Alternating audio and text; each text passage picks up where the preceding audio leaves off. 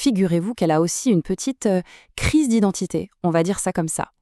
La question, c'est comment est-ce qu'on l'appelle, cette fameuse pleine lune de novembre? Il faut savoir que les noms qu'on leur donne, ça vient souvent de traditions amérindiennes. C'était des repères liés aux saisons, à la nature. Et normalement, en novembre, on parle de la lune du castor. Pourquoi? C'était tout simplement le moment où les castors se mettaient au boulot pour construire leurs barrages pour l'hiver, et aussi la période où les chasseurs posaient leurs pièges.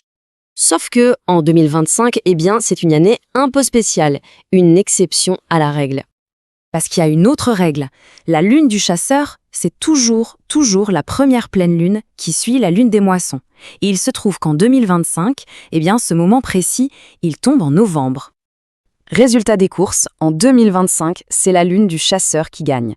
Exceptionnellement, la pleine lune de novembre portera ce nom, et pas celui de lune du castor. C'est assez rare pour être souligné.